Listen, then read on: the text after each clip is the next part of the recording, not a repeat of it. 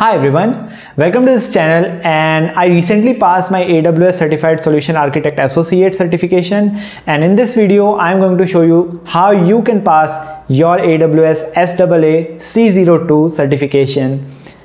Let's get started. So this was my second attempt, and in my first attempt I got around 700 and my second attempt I got around 800.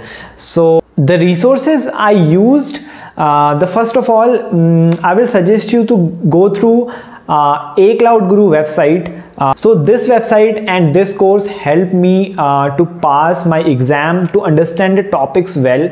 But I really started from a Udemy course, which is by David Bombal, Anthony Sequeira, and NetworkChuck, as you know. So this course was able to provide me a grasp of what is AWS is all about. So this is only an 8-hour course. You cannot pass the exam by just watching this course, although this is enough information is there, but you have to take some other resources to pass your exam as well. So this course will just get you started, like what all the AWS services are, what is S3 used for, what is VPC used for. This course will give you a head start. Then you can go to A Cloud Guru, either Udemy course, or you can go to their website also and purchase a premium plan, which is around, I think, $33 per month or something like that, or $25 per month, I don't know. And second thing, if you don't have that much money, like 25 bucks a month, then what you can do, you can go to their Udemy course, which will be around $10, or in India it is around 400 rupees, 500 rupees in Udemy. So take that course. Get started with a free AWS account. Please watch a YouTube video I have linked in the description. So go watch that video and get started with your free AWS account. Then practice on that, because AWS gives you 12 months of free, I think, free access to many of their services. And after 12 months also, many of the services are still free, like T2 micro instances is still free after 12 months. So something like that. So just create an AWS account and start with that.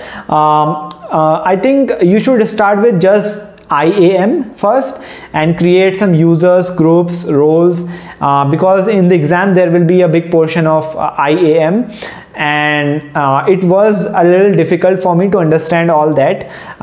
So go start with IAM, then go to S3, then go to VPC, then go to databases, then go to Lambda, container services, and all of that. So just start with basic services and go ahead. So for passing AWS Certified Solution Architect Associate, you need to get in and around about 4 to 5 services.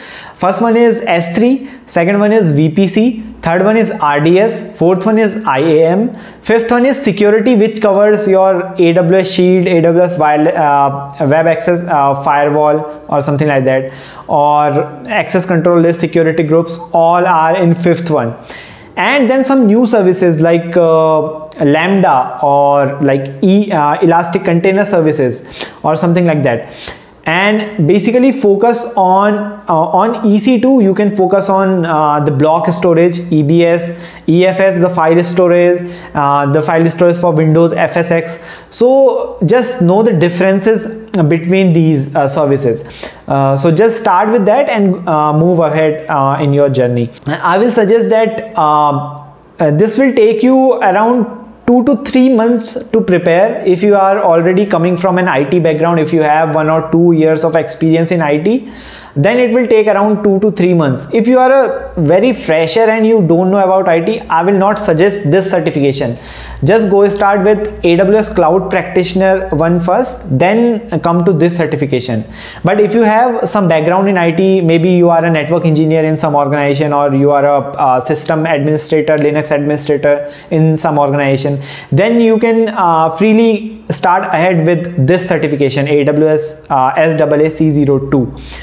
And just start with your strong topics. Like I am strong in networking concepts, so I started with VPC, and VPC became one of my favorite services in entire journey, entire this certification journey. So maybe if you are coming from a Linux background, maybe EC2 will become your favorite service, or maybe you are coming from a database background, the RDS and DynamoDB will become your favorite services. And AWS has these specialty certification also if you are planning to move ahead in your career with these certification. So for first month, I will suggest that just know all the services, finish this course, or just start with the A Cloud Guru course, this Udemy course.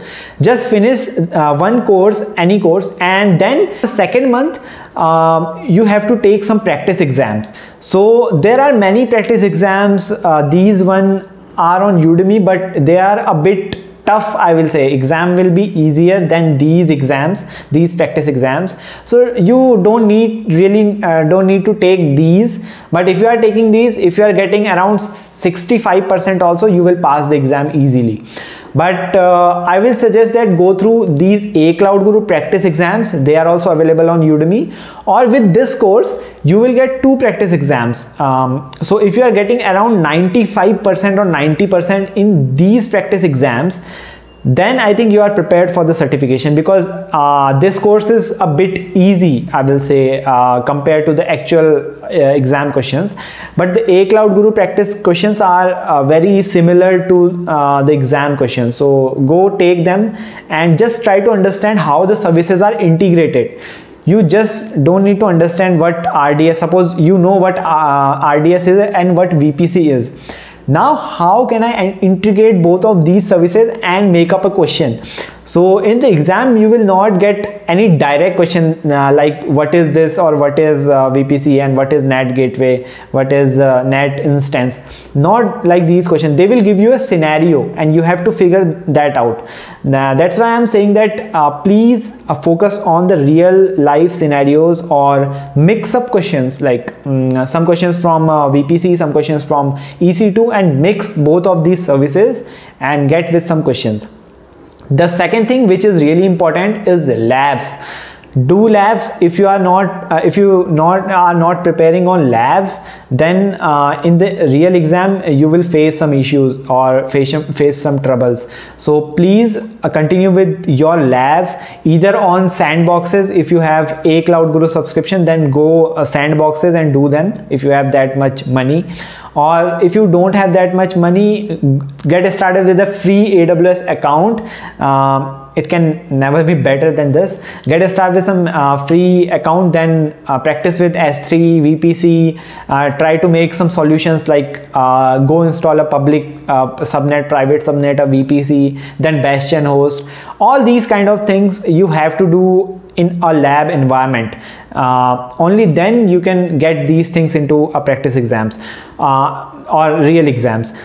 And now with the AWS certification, they have launched recently they have launched a new SysOps certification. So in that they are also including labs, so that is also important to do lab.